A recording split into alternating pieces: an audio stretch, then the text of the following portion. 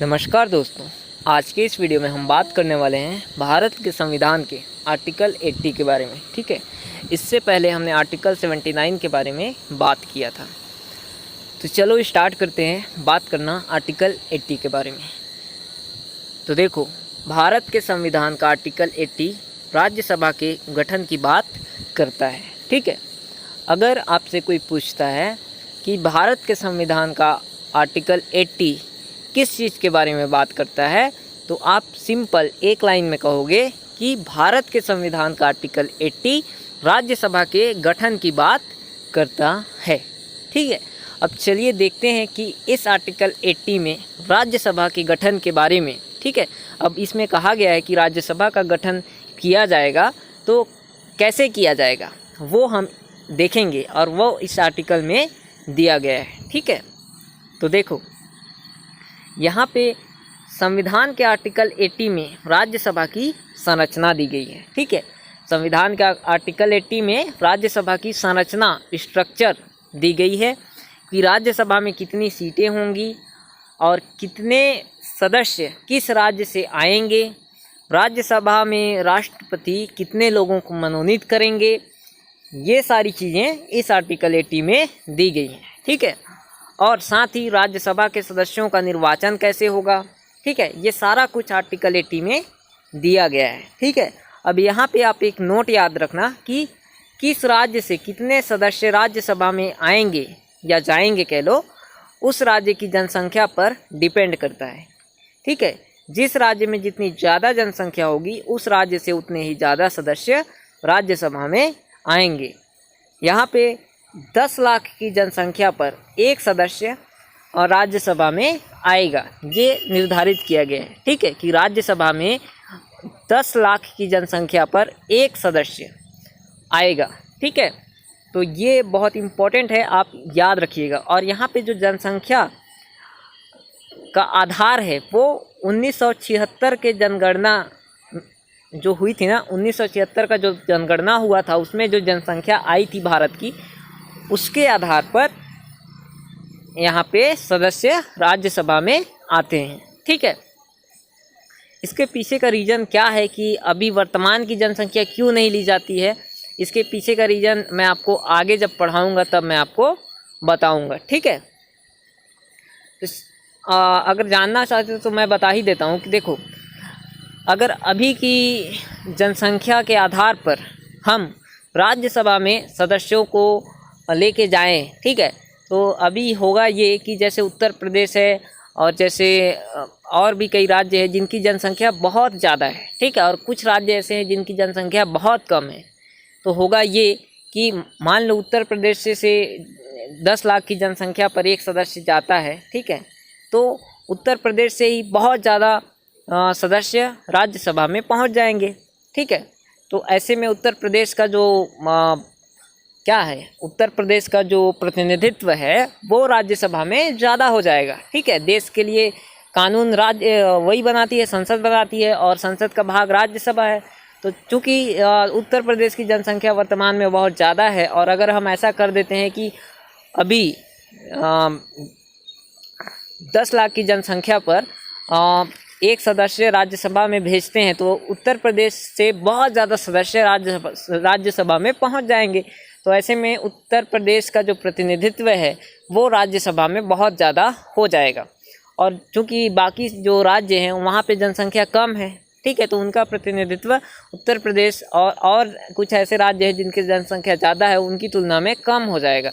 इसीलिए क्या किया जाता है कि जो 1976 का जनगणना हुआ था और उस समय जो जनसंख्या थी उसी जनसंख्या के आधार पर राज्यसभा में सदस्य अभी आते हैं। क्यों? क्योंकि उस समय जो जनसंख्या थी वो लगभग सभी राज्यों में मतलब समान थी, समान नहीं कहेंगे लेकिन लिमिटेड मात्रा में थी। ठीक है, जिस राज्य में जितने होने चाहिए थे उस हिसाब से उस राज्य में उतने थे। ठीक है, तो आई होप इतनी बात आप समझ गए होंगे।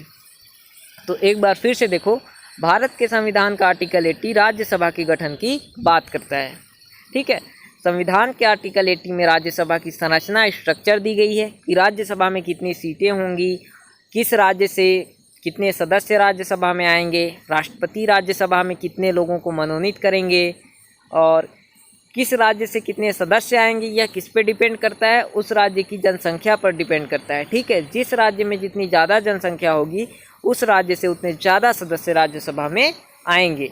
और यहाँ पे 10 लाख की जनसंख्या पर एक सदस्य राज्यसभा में आता है। और ये जो जनसंख्या यूज किया जाता है ये 1976 की जनसंख्या के आधार पर यहाँ पे सदस्य राज्यसभा में आते हैं। ठीक है, और क्यों 1976 की जनसंख्या यूज की जाती है ये मैं आपको बता दिया। ठीक है, फिर राज्यसभा के सदस्यों का निर्वाचन कैसे होगा ये सारा कुछ आर्टिकल 80 में दिया गया है। ठीक है, तो चलिए बात करते हैं इन सारी चीज़ों के बारे में।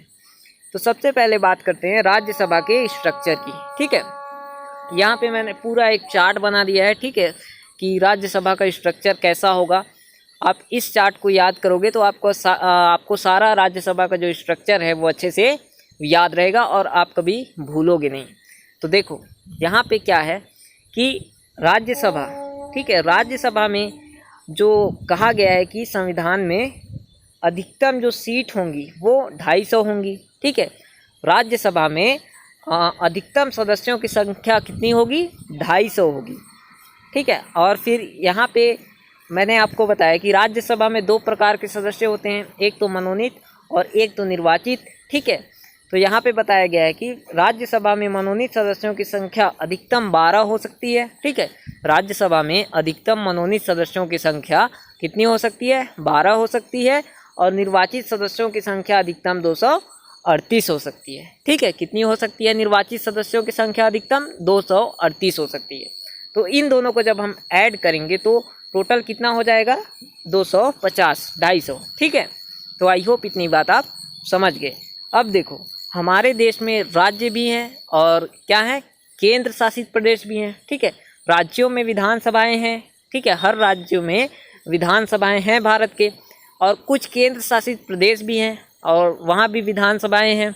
तो यहाँ पे कहा गया है कि राज्यों से 234 सदस्य, ठीक है, राज्यों से 234 सदस्य राज्यसभा में आएंगे निर्वाचित होकर।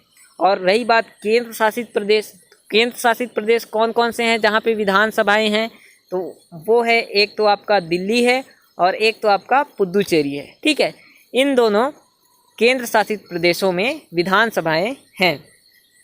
तो यहाँ से 4 सदस्य, इन दोनों केंद्र शासित प्रदेशों से 4 सदस्य राज्यसभा में निर्वाचित होके आएंगे। ठीक है, तो आई होप इतनी बात आप समझ गए हैं। एक बार फिर से देखो कि राज्यसभा में अधिकतम सदस्य कितने हो सकते हैं, 250। ठीक है, फिर मैंने आपको बताया कि राज्यसभा में कितने प्रकार के सदस्य होते हैं, 2 प्रकार के सदस्य होते हैं। कौन कौन से, मनोनीत और निर्वाचित सदस्य। मनोनीत कौन करता है, राष्ट्रपति महोदय करते हैं।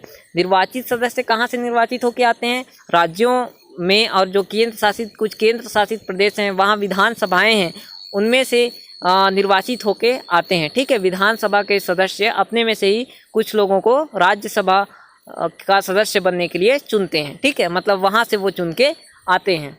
तो यहाँ पे बताया गया है कि मनोनीत सदस्यों की संख्या राज्यसभा में अधिकतम 12 हो सकती है, निर्वाचित सदस्यों की संख्या राज्यसभा में अधिकतम 238 हो सकती है।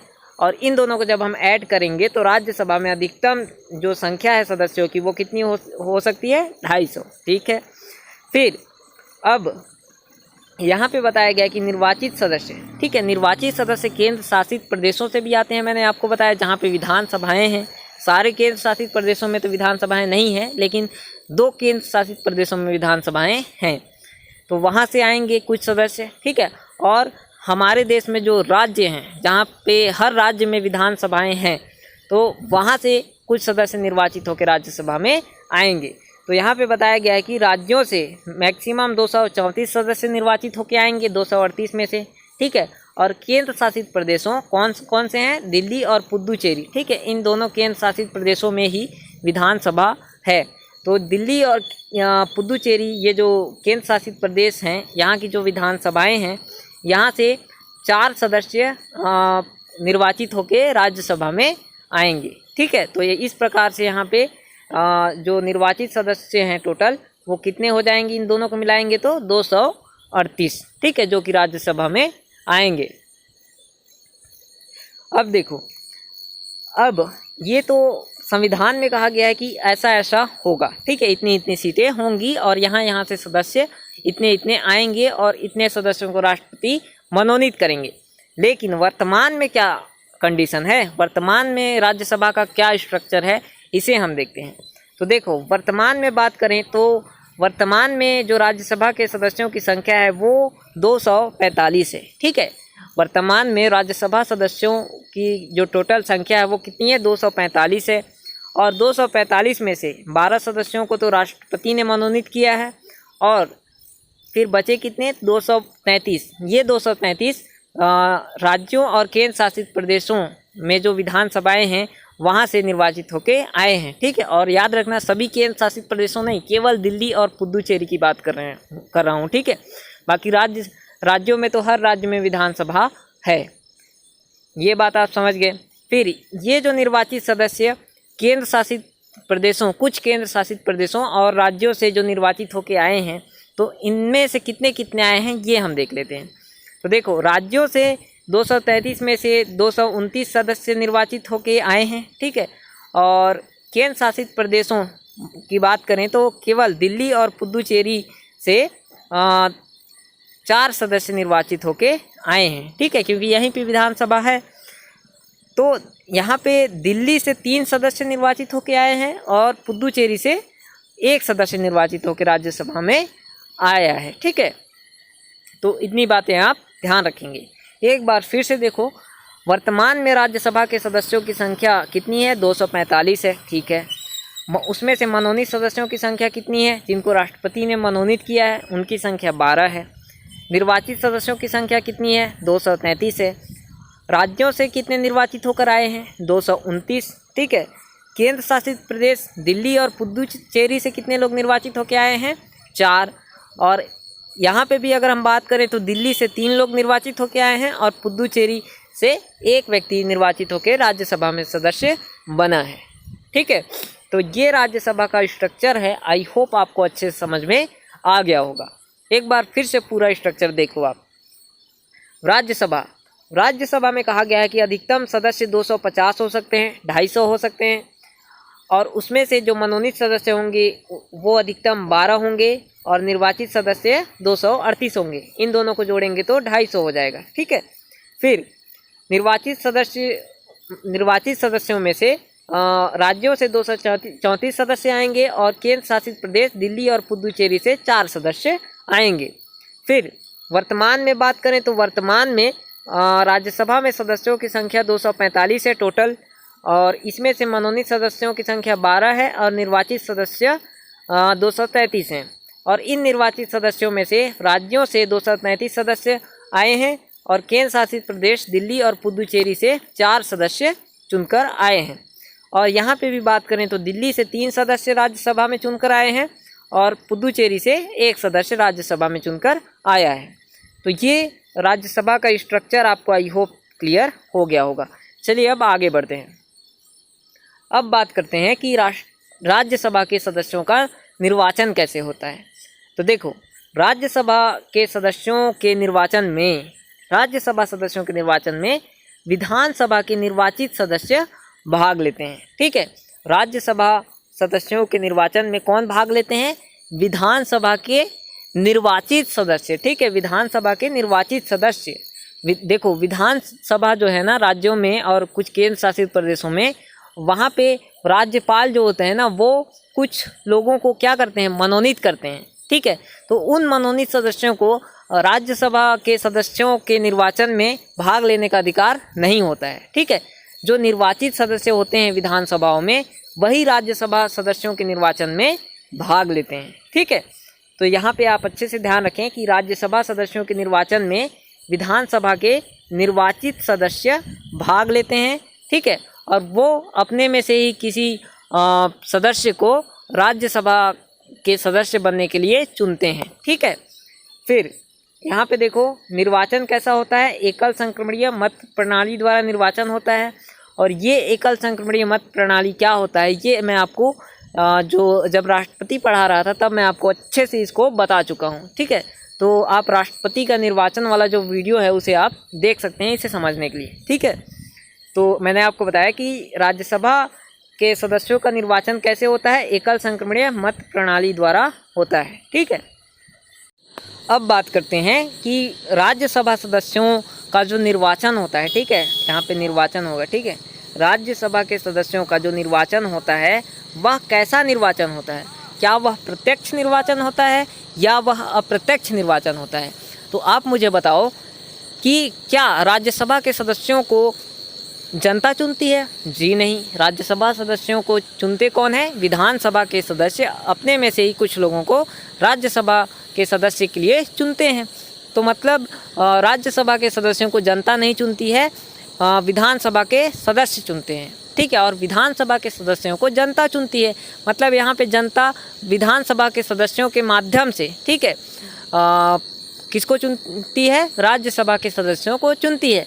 तो यहाँ पे चूँकि जनता अपने प्रतिनिधियों को डायरेक्ट खुद वोट देकर नहीं चुन रही है, बल्कि अपने प्रतिनिधियों के माध्यम से चुन रही है। ठीक है, जो विधानसभा के सदस्य होते हैं उनको जनता ने चुना है, वो उनके खुद से चुने हुए प्रतिनिधि हैं। तो यहाँ पे जनता अपने खुद से चुने हुए प्रतिनिधियों के माध्यम से राज्यसभा के प्रतिनिधियों को चुनती है।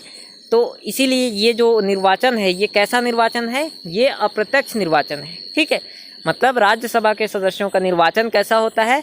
अप्रत्यक्ष निर्वाचन होता है।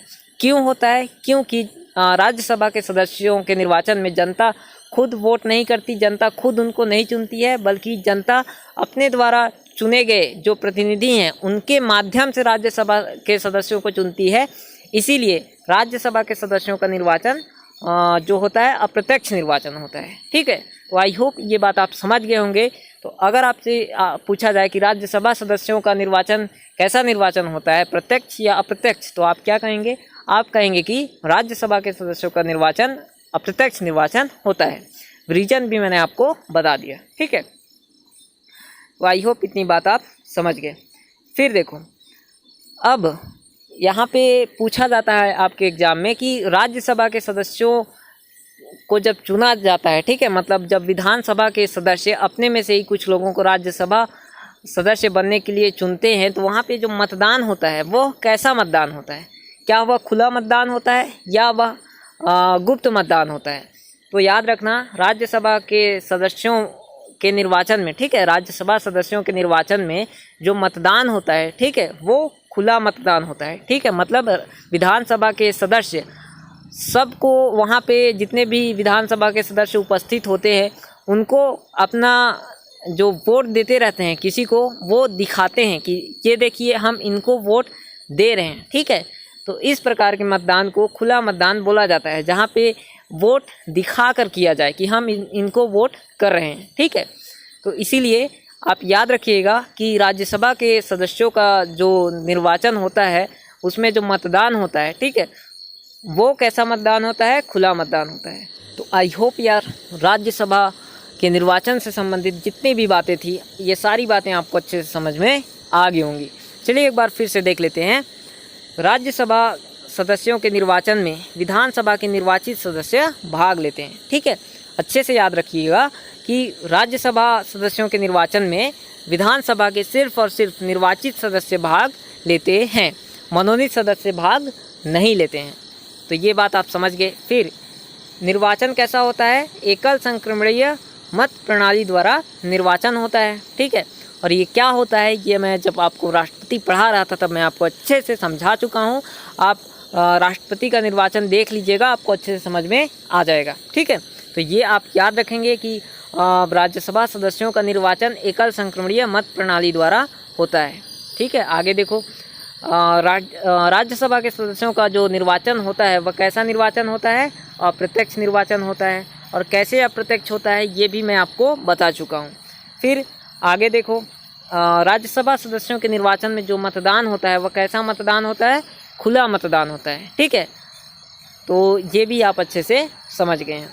तो ये था हमारा आज का वीडियो, राज्यसभा से संबंधित था। ठीक है, और इसमें हमने पूरी तरीके से राज्यसभा को अच्छे से पढ़ लिया, समझ लिया।